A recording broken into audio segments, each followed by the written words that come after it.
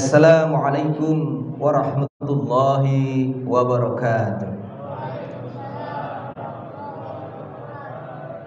Innal hamdalillah nahmadu wa nasta'inuhu wa naghfiruhu wa na'udzu billahi min shururi anfusina wa min sayyiati a'malina. May yahdihillahu wa may yudlil fala hadiyalah. Asyhadu an la ilaha illallah wahdahu la syarikalah wa asyhadu anna Muhammadan abduhu wa rasuluhu la nabiyya ba'dah. Qala Allah Ta'ala fil kitabil karim, a'udzu billahi minasyaitonir rajim. Innal ladzina qalu rabbuna Allahu tsumma istaqamu fala khaufun 'alaihim wa lahum yahzanun. Sadaqallahul azim. Hadirin sidang salat Isya dan salat tarawih rahmat Allah Subhanahu wa taala. Marilah pada kesempatan malam hari ini kita senantiasa memanjatkan puji syukur kita kepada Allah Subhanahu wa taala. Karena pada kesempatan yang berbahagia ini Allah masih memberikan kenikmatan iman, kenikmatan Islam, dan juga kenikmatan waktu yang luang, sehingga kita bisa bersama-sama hadir di malam yang ke-22 di bulan Ramadan ini dalam rangka melaksanakan kewajiban kita sebagai seorang muslim, yaitu sholat berjamaah. Salawat dan salam senantiasa kita haturkan kepada uswah kita, suri tauladan kita, baginda Nabi Allah Muhammad sallallahu alaihi wasallam, dan semoga kita senantiasa istiqomah mengikuti ajaran beliau di akhir zaman. Allahumma amin. Hadirin rahmati Allah Subhanahu wa taala, pada kesempatan malam hari ini saya akan menceritakan sebuah kisah terkait dengan bagaimana kita bisa meningkatkan istiqomah kita di jalan Allah Subhanahu wa taala. Mungkin Bapak dan Ibu sekalian, biasa kita berdoa itu minta diberikan umur yang panjang, minta diberikan kekayaan yang banyak, betul Pak ya? Tetapi ada salah satu sahabat yang justru doanya itu minta diberikan kemiskinan. Bapak kenal mungkin siapa beliau? Beliau adalah Abdurrahman bin Auf. Orang yang terkenal paling kaya raya, bahkan kalau nyumbang tidak tanggung-tanggung 40.000 dinar dia sumbangkan, hampir setengah hartanya. Ya, suatu saat dia mendengar Rasulullah bercerita dalam masjid, nanti akan ada salah satu dari kalian yang masuk surganya belakangan karena hartanya saking banyaknya dan hisabnya paling lama. Siapakah dia? Abdurrahman bin Auf. Dan ternyata apa yang diceritakan Rasul ini sampai ke telinganya Abdurrahman bin Auf. Akhirnya dia nangis terseduh-seduh, nangis minta doa sama Allah, ya Allah jadikan saya orang miskin biar bisa cepat masuk surganya. Gitu. Kalau kita mah beda ya, minta diberikan kekayaan. Abdurrahman bin Auf minta diberikan kemiskinan. Akhirnya dikabulkan nggak doanya itu? Pertama dikabul sama Allah Subhanahu wa taala. Pada saat perang Tabuk, Bapak sekalian, di sana itu banyak kebun kurma yang ditinggalkan oleh para jamaahnya perang, sehingga banyak kebun kurma itu yang pada layu, pada busuk. Nah, kata Abdurrahman bin Auf, kesempatan nih saya jadi orang miskin. Dia beli semua itu kurma-kurma dengan harga normal. Kalau misalnya kurma yang normal kan sekilo taruh 50.000. Nah harusnya kalau busuk ya anggapnya 25.000. Tetapi dia beli dengan harga normal 50.000. Akhirnya semua hartanya terkuras habis untuk membeli kurma.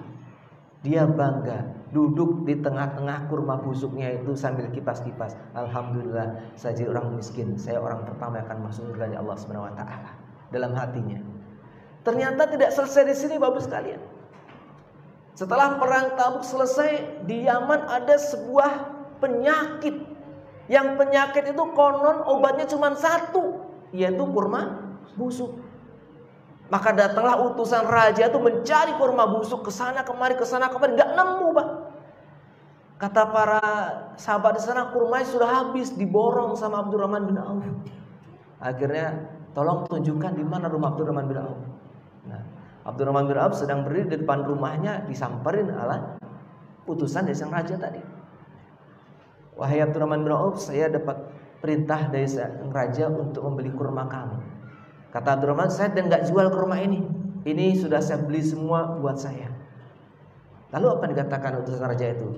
Ini lebih penting, bukan masalah duit, bukan masalah harta, tapi ini adalah masalah nyawa. Banyak saudara-saudara kamu yang harus diselamatkan di sana, dan salah satu obatnya adalah cuma kurma busuk. Apakah kau tega melihat saudara-saudara kita meninggal gara-gara kamu tidak memberikan kurmanya ini? Mendengar kisah itu, Abdurrahman bin Auf akhirnya, ya sudah kalau begitu silahkan. Nah, apakah kemudian dibeli dengan harga yang sama? Tidak Bapak sekalian. Ternyata sang raja membeli dengan harta 10 kali lipat. Bisa dibayangkan. Kalau tadinya beli 50.000, satunya dijual 500.000, dibeli 500.000. Luar biasa. Yang tadinya pengen miskin, akhirnya malah menjadi kaya raya kembali. Subhanallah. Ini adalah kisah nyata. Kenapa ini bisa terjadi? Karena istiqomah yang dilakukan oleh Abdurrahman bin Auf. Beliau saat istiqomah memberikan bantuan, memberikan sumbangan kepada orang-orang yang membutuhkan. Ini di zaman dulu kala. Lalu ada nggak di zaman sekarang ini? Sebulan yang lalu saya bersempatkan diri untuk datang ke salah satu masjid yang viral di Jogja, Masjid Jogokarian. Saya kebetulan bertanya dengan salah satu takmir masjidnya, Ustaz, bagaimana cara antum mengumpulkan dana sehingga masjid ini begitu makmur? Sekarang sudah punya 2 hotel, Pak. Satu hotel di Kaliurang, satu hotel di samping Masjid Jogokarian. Jadi masjid dibiayai oleh usaha-usaha masjid. Yang sangat uniknya itu adalah saat dia membutuhkan dana 500 juta. 500 juta bukan kaleng-kaleng ya. 500 juta. Berapa lama dibutuhkan waktu mengumpulkan itu? Saya di depan di Masjid Pokok itu butuh dana 30 juta untuk memutulkan kanopi. 1 bulan itu terkumpul 9 juta doang. Jogokarian 500 juta dalam waktu 3 hari Bapak Ibu sekalian. 3 hari 500 juta terpenuhi. Subhanallah, ini luar biasa. Kenapa? Karena orang-orang sudah istiqomah. Kata Allah, innalladzina qalu rabbunallahu tsumma istaqamu fala khaufun 'alaihim wa lahum yahzanun. Sesungguhnya orang-orang yang berkata Tuhan kami adalah Allah, kemudian mereka tetap istiqomah, tidak ada rasa khawatir pada mereka dan mereka tidak pula bersedih hati. Jadi kalau kita sudah berniaga dengan Allah Subhanahu wa taala, maka tidak usah kita kemudian khawatir dan bersedih hati. Karena apa? Istiqomah yang sebenarnya kita sudah ucapkan. Kul inna sholati wa nusuki wa mahyaya wa mamati lillahi rabbil alamin. Itu janji istiqomah kita kepada Allah Subhanahu wa taala. Tetapi kenyataan sekarang ini, mohon maaf Bapak sekalian, kita sering melihat orang-orang setelah selesai Idul Fitri kemudian kembali kepada habitatnya semula. Masjid mulai sepi kembali. Al-Quran mulai dilupakan kembali. Maka di sini akan saya jelaskan tentang 5 kiat agar kita bisa istiqomah pasca bulan Ramadan. Kalau bulan Ramadan jangan ditanya, iman kita sedang naik-naiknya, sedang ningkat-ningkatnya. Tetapi pasca Ramadan itu yang menjadi PR kita. Karena orang pasca Ramadan ada 2 istiqomah. Pertama istiqomah dalam kebaikan, yang kedua istiqomah dalam keburukan. Istiqomah dalam kebaikan tetap dilaksanakan, kebaikan-kebaikan sudah dilakukan pada saat bulan Ramadan. Tetapi istiqomah dalam keburukan, dia kembali kepada habitat semulanya, yaitu tetap tidak beriman kepada Allah Subhanahu wa taala. Maka dikatakan di sini ada 5 syarat agar kita tetap istiqomah di jalan Allah Subhanahu wa taala. Yang pertama adalah memiliki niat yang ikhlas. Inna a'malu binniyat. Sesungguhnya setiap amal itu tergantung niat kita pada Allah Subhanahu wa taala. Jadi kalau kita sudah niat dengan ikhlas, kita minta kepada Allah Subhanahu wa taala, ya Allah, kuatkan hati saya dalam istiqomah kepadamu, maka Allah akan berikan keistiqomahan kita. Orang kalau sudah niatnya karena Allah lillahi ta'ala, maka akan dibukakan pintu-pintu keberkahan oleh Allah Subhanahu wa ta'ala. Saya waktu di Karawang kemarin bertemu dengan Profesor Mutasor, beliau bercerita begini Pak.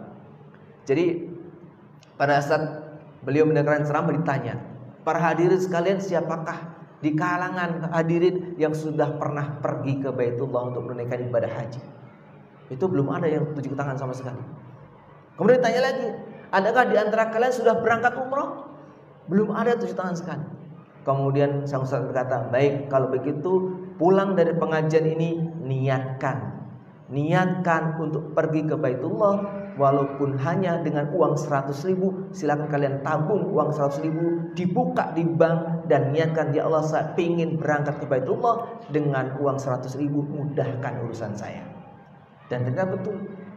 Kalau sekarang ini daftar tunggu kita 25 tahun Pak. Kalau sekarang usia bapaknya 70 tahun, berarti usia berapa baru berangkat usia? Masya Allah, ini luar biasa. Ongkosnya naik Pak, sekarang 52 juta untuk naik haji. Bagi yang sudah ada kuotanya bisa lunasin, sudah keluar kuotanya siapa yang berangkat. Nah, kembali ke kisah tadi. Ternyata apa yang dikatakan ustadznya itu dilakukan oleh Profesor Mutasor. Beliau langsung pulang ke rumah, besok paginya pergi ke bank, Pak. Nabung 100.000, kemudian niatkan, ya Allah saya ingin pergi ke Baitullah dengan uang 100.000, mudahkan ya Allah. Dia berdoa terus malam harinya, dia berdoa lalu setiap sholat-sholatnya agar segera dipanggil oleh Allah Subhanahu wa taala untuk pergi beribadah di Baitullah. Doanya apa, Pak? Ya Allah, saya ingin beribadah haji dengan istri saya. Tapi tolong ya Allah, minimal survei dulu kayak saya ke sana. Coba, jadi kalau ibadah haji surveinya apa, Pak? Umroh, gitu kan? Surveinya agar kita bisa naik haji, umroh dulu. Dia doanya, Allah semoga saya pada saat nanti membawa istri saya nggak keder di sananya, tahu mana nama Hijr Ismail, tahu nama yang namanya di Ka'bah itu sebelah mananya, tahu yang namanya Rudhah di mana, tahu makam Rasul di sebelah mana. Ya, itu doanya. Dan akhirnya betul, seminggu berikutnya dipanggil sama atasannya, Pak. Wahai Mutasor, ya Pak, kamu sudah pernah pergi haji belum? Belum, Pak. Sudah pernah umroh? Belum, Pak. Ya sudah, siapkan paspor, besok kamu berangkat umroh. Luar biasa. Dapat hadiah umroh, Pak. Nggak disangka, nggak dinyana, dengan uang 100.000 dia kemudian berangkat umroh. Karena apa? Niat yang tulus. Inna amal niat. Oleh karena itu, kuatkan niat kita kepada Allah Subhanahu wa taala. Jangan enggan-enggan untuk minta sesuatu kepada Allah Subhanahu wa taala, karena Allah Maha Kaya. Kalau sudah berkata kun fayakun, maka tidak ada sesuatu yang mustahil akan bisa terjadi. Itu yang pertama, istiqomah kita. Yang kedua adalah menjaga rutinitas harian kita. Bapak sekalian, kita sudah punya rutinitas setiap hari membaca Quran. Ya, bahkan mungkin sekarang sudah ada yang khatam 1 kali, sudah ada yang khatam 2 kali, bahkan sudah ada khatam 3 kali. Gitu. Nah, oleh karena itu kita jaga rutinitas yang sudah kita lakukan ini dalam rangka mencari ridha Allah Subhanahu wa taala. Karena kita ingin mendapatkan predikat terakhir la'allakum tattaqun. Jadi harus ada usahanya. Jangan kemudian kita selesai Ramadan sudah selesai semuanya merdeka. Namanya udah Idul Fitri, Pak, selesai semuanya. Dan bukan. Kita lanjutkan rutinitas yang sudah kita lakukan selama ini. Tilawah Quran, kita lanjutkan tilawah Quran kita. Sholat tahajud, kita lanjutkan sholat tahajud kita. Kalau misalkan di bulan Ramadan namanya sholat taraweh, selesai Ramadan kita sebut dengan sholat tahajud. Sholat witir, kita lanjutkan ibadah-ibadah itu. Karena apa? Kita ingin jeda rutinitas yang sudah kita lakukan selama ini. Ya.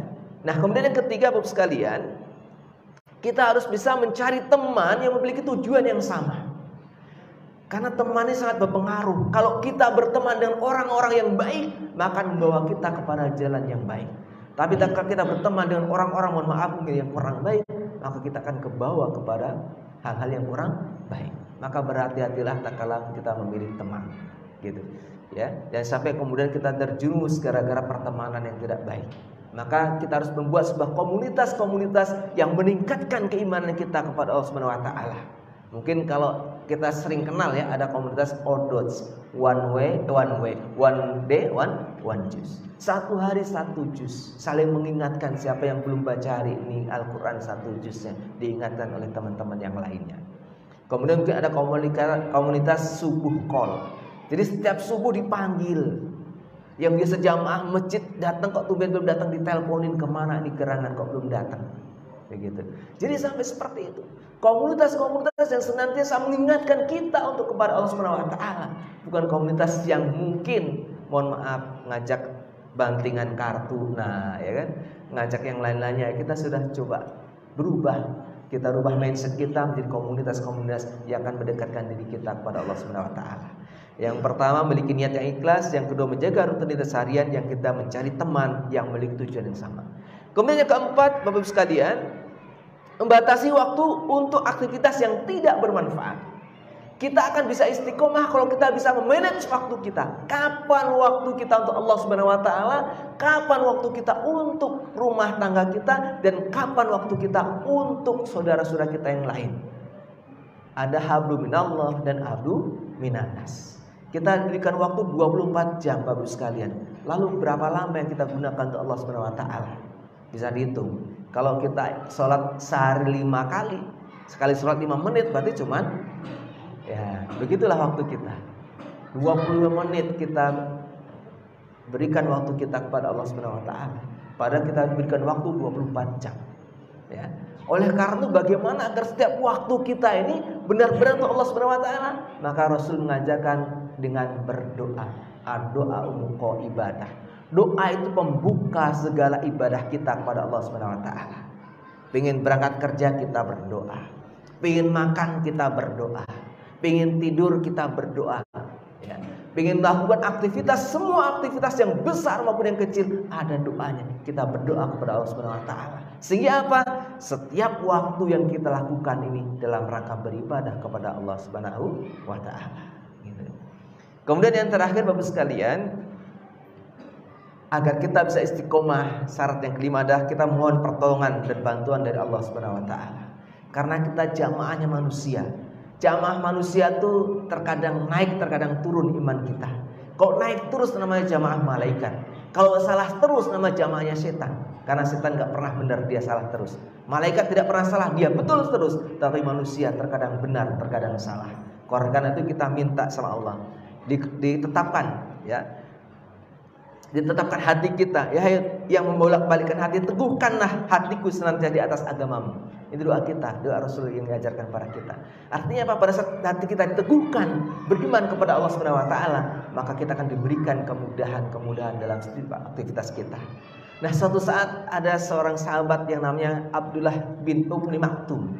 Dan Bapak Ibu kenali kisah yang sangat luar biasa. Beliau ini orang yang sudah buta, ya, sudah buta. Suatu saat datang kepada Rasul minta dispensasi. Ya Rasulullah, boleh nggak saya nggak usah sholat ke masjid? Kenapa? Saya kan buta. Terus rumah saya kan jauh. Kata Rasul, ya sudahlah, boleh silakan. Dia senang banget, Pak. Kemudian baru keluar dari pintu masjid dipanggil sama Rasulullah. Coba kamu balik lagi ke sini. Kamu masih dengar azan nggak? Kata Rasulullah. Masih ya Rasulullah. Kalau kamu masih dengar azan, maka wajib datang ke masjid. Masya Allah. Orang buta dengar azan masih wajib datang ke masjid. Kita buta enggak, tua enggak, dengar azan. Nah, itu yang perlu kita evaluasi. Artinya apa? Kita harus bisa menjadikan panggilan Allah Subhanahu wa taala itu sebagai salah satu untuk mengecas diri kita beribadah kepada Allah Subhanahu wa taala. Hadirin rahmat Allah Subhanahu wa taala, inilah 5 kiat agar kita bisa istiqomah di jalan Allah Subhanahu wa taala. Yang pertama, memiliki niat yang ikhlas. Yang kedua, menjaga rutinitas harian kita, ibadah kita kepada Allah Subhanahu wa taala. Yang ketiga, mencari teman yang memiliki tujuan yang sama, mendekatkan diri kita kepada Allah Subhanahu wa taala. Yang keempat, batasi waktu kita untuk aktivitas yang bermanfaat, kurangi penggunaan gadgetnya, kurangi nonton TV-nya, maksimalkan ibadah kita kepada Allah Subhanahu wa taala di 10 hari terakhir ini. Insyaallah kita semoga mendapatkan Lailatul Qadar ya Allah Subhanahu wa taala. Yang terakhir adalah memohon pertolongan kepada Allah Subhanahu wa taala, karena sebaik-baik penolong adalah Allah Subhanahu wa taala. Demikian, semoga yang singkat ini bermanfaat. Akhirul kalam wa billahi taufiq wa hidayah. Assalamualaikum warahmatullahi wabarakatuh.